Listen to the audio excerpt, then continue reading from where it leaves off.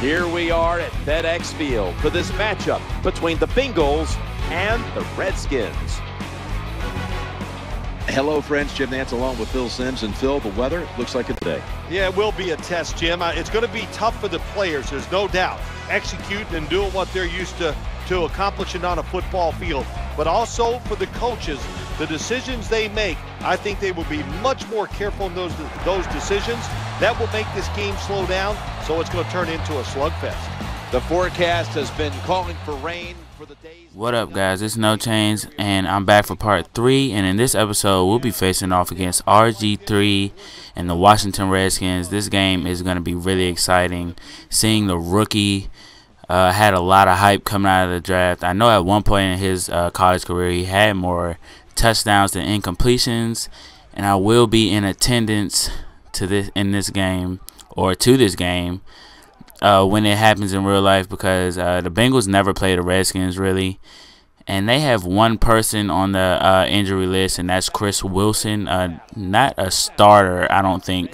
So both teams come into this one practically 100% healthy, and there you get to see the offensive line of the Washington Redskins and the receivers, and they actually upgraded their receiver core a lot this year, getting Josh Morgan and Pierre Garçon and a solid tight end in Fred Davis. But on 3rd and 16, Leon Hall catches his second pick of the year. The first one was on Joe Flacco, and the second comes against the rook RG3. And that'll set up Andy Dalton, and you get to see his stats right here. Pretty good stats.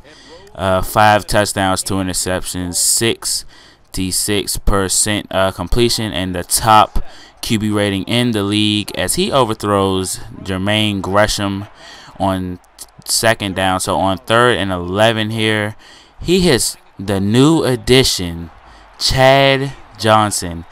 I wanted you guys to guess, and I'm commentating this right after that, so I didn't get to see who you guys guessed. But nonetheless, the addition that I made was Chad Johnson, or Ocho Cinco, whatever you call him or whatever you remember him as. A lot of people not a lot of people, some of you wanted to see him retire a Bengal, and he catches his first touchdown for the Bengals in, I believe, about 2 or 3 years. And I wish he could come back as number 85, but it's already taken, and I can't find how to edit the players and connect the careers. I don't think you can, but I wanted to switch his number to 85, but that's not possible, I don't think. And on 3rd and 7, RG3 is back to pass and almost picked off by Terrence Newman, and that is a familiar face to the Washington Redskins, a former Cowboy, so they actually got to see a lot of him in years past. But we're up 7-0 over the Skins, so we get the ball back and a screen to Green Ellis, and he just gets smacked by London Fletcher, a Pro Bowl tight end. I don't know if he made it last year. I know he's been snubbed more times than he's made it. He's really underrated, and I still don't understand why. I'm sure he's led the league in tackles, I think, about 2 or 3 times. But here, Dalton hits AJ Green for a 9-yard gain, his first reception of the day. And he's back to pass again on the comeback route, catches another one for the first down, and we're set up on the 3-yard line. And after running it for no yards, we're going to set up and hit Bernard Scott. I had Gresham open, but I was too scared that the linebacker would undercut that. So we're going to go for it on 4th down since we're on the 1-yard line. And Andy Dalton with the QB sneak, and he pounds it in there. So we're up 14-0. And the Redskins aren't looking too good so far in this rain game. This is the first rain game I've played. And in about 2 episodes, you guys will see new sliders. You'll see from a guy, I believe his name is Moonlight Swami, I believe. I'm not subscribed to him, but I just saw that he posted a sliders video, and I'll put that in the description when I first start to use them. And Brandon Banks fumbles that ball, but they're lucky enough to recover it. And RG3 is going to take off and get popped by number 25. I can't remember who that is, but He makes the tackle nonetheless, and RG3 is taking off again, breaking a couple tackles, getting down to the 32-yard line. They call a timeout, and he's back to pass again. Good coverage and dropped by Will Allen. And I wish he could have caught that one. That would have been an interception. Would have set us up to get a score before half. But nonetheless, Reggie Nelson, our safety, picks off RG3 again. And he's going to go down this play, but it will not be a serious injury. He's going to return later on in this game. And we take the ball from the 20, and we're just going to nail it to take it into halftime.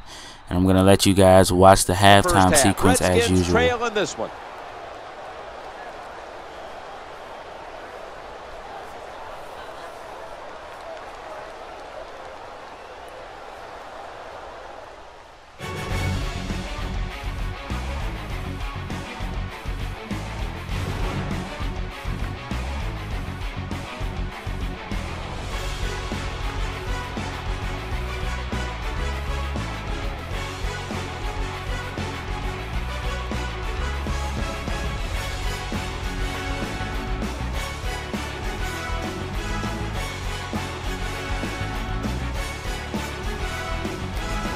Alright, I don't know if you guys caught it, but RG3 was under center during that halftime sequence, and the center was Kerrigan, the defensive end or linebacker or something.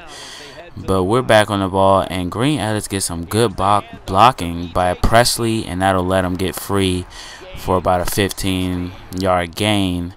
And Dalton is back to pass again. Finds Gresham, but no, he drops it. His hands have been less than efficient lately, and that's not good coming off of a Pro Bowl year. But Cofield sacks Andy Dalton to set up a 3rd and 25, and he throws it deep to A.J. Green, and he's going to get all of those yards back, plus a few more, to put him to 47 yards receiving this game. And look at Andy Dalton's stats so far and compare him to the rookie Robert Griffin III, and that looked like Brian Urlacher for a second on the sideline. But Green Ellis gets another good gain, about a 9-yard gain, and it's 3rd and 1 right now. But we end up converting in another run play for Green Ellis, gets another good gain. And we're running the ball. We wanted to set the tempo to be a little more physical in the second half, as Bernard Scott gets a rushing touchdown right there to bring our lead 21-0. And I realize not a lot of you like these games where I blow the opponents out. That's why I'm changing the sliders, because it is a little easy. But Nate Clement picks off RG3, as you guys just saw, and he's been playing out of this world so far this season, and he's gotten a pick, I think, last week against the Browns. And Andy Dalton gets hit and fumbles it on 3rd down, so we end up having to punt that ball. And they're back down in the 4th quarter, late in the 4th quarter, and they finally get on the board. RG3 to Santana Moss. I know you guys can get used to that connection. You guys will be seeing it a lot this season. Or maybe him to maybe Pierre Garçon and Josh Freeman. But Chad Johnson, the new addition, the veteran, recovers the onside kick to basically seal this game up. We ended up getting a few more solid runs, and we were able to close this game out, and we will win 21-7. And RG3 had a straight up disappointing game. I know the fans, this was his first home game, and that's not a good way to perform in front of your home crowd as a rookie. And I'll be the first one to tell you that these guys, they really love RG3.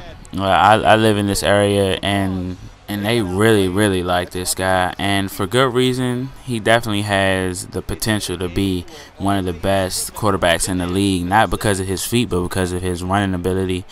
But it definitely won't be easy in this first year. A lot of people are thinking he's going to be the next Cam Newton. Cam Newton, his running ability is out of this world. I'm not going to say it's unmatched, but RG3, I think he's better with the passing game, whereas Cam Newton is better with the rushing part of his game. But nonetheless, I hope RG3 has a successful season in real life. But Anyway, you guys get to see the stats. Andy Dalton had a great game, didn't have to throw it that much, and Green Ellis carried the load as usual. And Chad Johnson, the brand new Bengal, or sort of brand new Bengal, caught a touchdown, and our defense played stiff and solid as always. But here are the tweets following the games.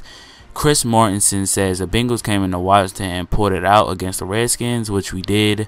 Robert Flores said, back to the drawing board for RG3, who kicked over as many Gatorade jugs as he threw interceptions, and that would mean 3.